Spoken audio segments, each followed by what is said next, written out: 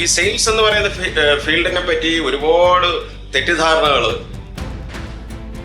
ആൾക്കാർ വച്ച് പുലർത്തിയിരുന്ന ഒരു കാലഘട്ടം ഉണ്ടായിരുന്നു. സെയിൽസിനകത്ത് പ്രഷർ കൂടുതലാണ്, സെയിൽസ് ജോബ് എന്ന് പറയുന്നത് വളരെ ടഫാണ്, അല്ലെങ്കിൽ എന്താ പറയുന്നത്, അങ്ങനെ സെയിൽസിനെ പറ്റി ഒരുപാട് അത് അലഞ്ഞു തിരിയുന്ന ജോബാണ്.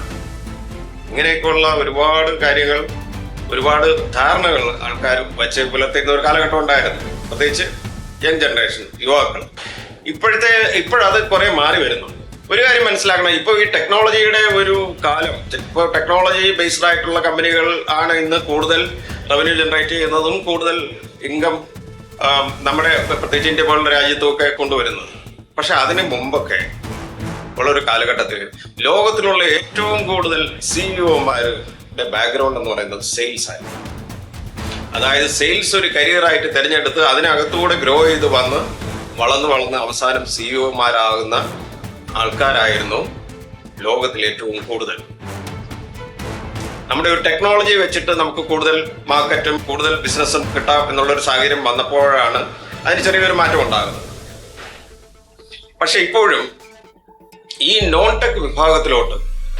ടെക്നോളജി വിഭാഗത്തിലോട്ട് ടെക്നിക്കൽ അല്ലാതെയുള്ള ബിസിനസ്സുകളിലും ജോലികളിലും നിങ്ങൾ പോകുമ്പോൾ എപ്പോഴും നിങ്ങൾ മനസ്സിലാക്കേണ്ട ഒരു കാര്യമുണ്ട്. സെയിൽസ് എന്ന് പറയുന്നത് ഒരു ഓർഗനൈസേഷനെ താങ്ങി നിർത്തുന്ന പില്ലേഴ്സ് തന്നെയാണ് ഇപ്പോഴും. ഇപ്പോൾ നമുക്കൊരു വീടുണ്ടെന്നുണ്ടെങ്കിൽ ആ വീട് 4 കാലിലാണ് നമ്മൾ പില്ലർ വെച്ചിട്ട് 4 കാലിലാണ് അത് നിർത്തുന്നുണ്ടെങ്കിൽ അതാണ് അതിന്റെ ഫൗണ്ടേഷൻ.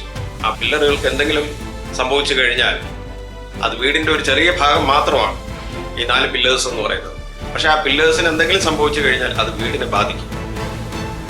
അപ്പോ സെയിൽസ് എന്ന് പറയുന്നത് എപ്പോഴും ഇത്തരം കമ്പനികളിലെ ഏറ്റവും പ്രധാനപ്പെട്ട ഒരു വിഭാഗമാണ്. കാരണം നേരത്തെ പറഞ്ഞ പോലെ നമ്മുടെ പ്രോഡക്റ്റ് ഉണ്ട്, പക്ഷെ അത് വിൽക്കുന്നില്ല എന്നുണ്ടെങ്കിൽ നമുക്ക് വരുമാനമില്ല. അപ്പൊ നമ്മളവിടെ ഡെഡായി, നമ്മുടെ ബിസിനസ് അവിടെ ഡെഡായി. അപ്പൊ സെയിൽസ് ഇല്ല എന്നുണ്ടെങ്കിൽ ബിസിനസ്സും ഇല്ല. സെയിൽസ് എന്ന് പറയുന്ന ഒരു ഫീൽഡിനെ പറ്റിയുള്ള തെറ്റിദ്ധാരണകളൊക്കെ ഇപ്പോൾ ഒരുപാട് മാറിയിട്ടുണ്ട്. നിങ്ങളൊരു കരിയറിനകത്ത് ഒരു എക്സ്പോണൻഷ്യൽ ഗ്രോത്ത് എന്ന് പറയുന്ന ഉണ്ടാകണമെന്നുണ്ടെങ്കിൽ എൻ്റെ ഒരു പേഴ്സണൽ അഡ്വൈസിൽ പറയും, നിങ്ങൾ തിരഞ്ഞെടുക്കേണ്ട ഒരു ഫീൽഡ് എന്ന് പറയുന്നത് സെയിൽസ് ആണ്. നിങ്ങൾക്ക് അതിനകത്ത് വിജയിക്കാൻ പറ്റുമെന്നുണ്ടെങ്കിൽ,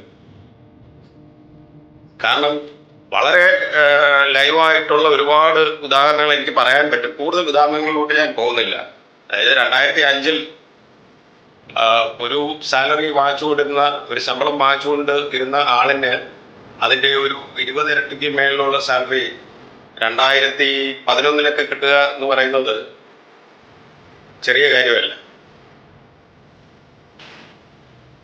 അങ്ങനെയുള്ള ഒരുപാട് എക്സ്പോണൻഷ്യൽ ഗ്രോത്തുകൾ നിങ്ങൾക്ക് കാണാൻ പറ്റുന്ന ഒരു ഫീൽഡാണ് സെയിൽസ് എന്ന്. പണ്ട് ഈ സെയിൽസിനെ പറ്റിയൊക്കെ ഉണ്ടായിരുന്ന ഒരുപാട് തെറ്റിദ്ധാരണ ഉണ്ടായിരുന്നു. ഒരുപാട് സംസാരിക്കുന്നവരാണ് സെയിൽസിനെ പറ്റിയ ആൾക്കാർ, അല്ലെങ്കിൽ ഒരുപാട് നല്ല കമ്മ്യൂണിക്കേഷനുള്ള, നല്ല ഇംഗ്ലീഷ് അറിയാവുന്ന ആൾക്കാരാണ് സെയിൽസിനകത്ത് ശോഭിക്കുന്നത്. അല്ലെന്നുണ്ടെങ്കിൽ നല്ല ഉച്ചത്തിൽ സംസാരിക്കുന്ന ആൾക്കാരാണ് സെയിൽസിനകത്ത് ശോഭിക്കുന്നത്.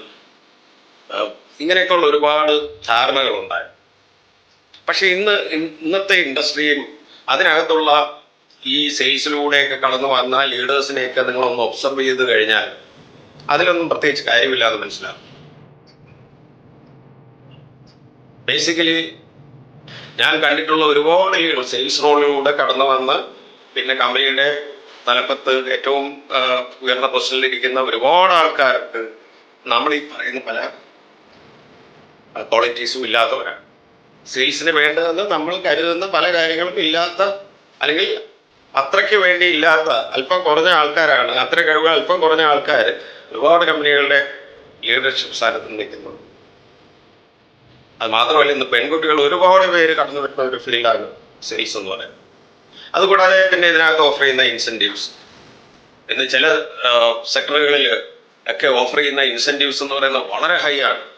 നിങ്ങൾ ഇപ്പോൾ ലിങ്ക്ഡിനിലൊക്കെ സെർച്ച് ചെയ്ത് കഴിഞ്ഞാൽ പല കമ്പനികളും വളരെ വളരെ വലിയ എമൗണ്ടുകൾ മന്ത്ലി അവരുടെ ഇൻസെൻറ്റീവ്സ് ആയിട്ട് എംപ്ലോയീസിന് കൊടുക്കുന്നതും അത് അവരെ ആഘോഷിക്കുന്നതും ഒക്കെ ആയിട്ടുള്ള വീഡിയോകളും പോസ്റ്റുകളൊക്കെ നമുക്ക് കാണാൻ പറ്റുന്നത്. അപ്പൊ ഇതെല്ലാം സംഭവിക്കുന്നത് സെയിൽസിലാണ്. ഇതിനകത്ത് നിങ്ങളുടെ തെറ്റിദ്ധാരണകൾ ആദ്യം മാറ്റുക. വളരെ ജെന്യുവിനായിട്ട് വളരെ നല്ല പോസിറ്റീവ് ആയിട്ടുള്ള ഒരു ബോഡി ലാംഗ്വേജിൽ സംസാരിക്കുന്ന എന്നാൽ കാര്യങ്ങൾ പെട്ടെന്ന് മനസ്സിലാക്കാനും കാര്യങ്ങളെ വളരെ സത്യസന്ധമായിട്ടും ഒരു സംശയവുമില്ലാതെ കാര്യങ്ങളെ പഠിച്ച് അവതരിപ്പിക്കാനും ഒക്കെ കഴിവുള്ള ഒരു സാധാരണ വ്യക്തിക്ക് വരാവുന്ന ഫീൽഡ് തന്നെയാണ് ഇന്ന് സെയിൽസ്. ഞാൻ നേരത്തെ പറഞ്ഞ പോലെ ഒരുപാട് പെൺകുട്ടികൾ വരികയും ഒരുപാട് നന്നായിട്ട് പെർഫോം ചെയ്ത് അവര് കമ്പനിക്കകത്ത് തന്നെ വലിയ വലിയ സ്ഥാനങ്ങളിൽ വലിയ വലിയ ശമ്പളത്തിലുമൊക്കെ കയറിപ്പോകുന്ന കാഴ്ചകൾ ഞങ്ങൾ സ്ഥിരമായി കണ്ടുകൊണ്ടിരിക്കുന്നുണ്ട്.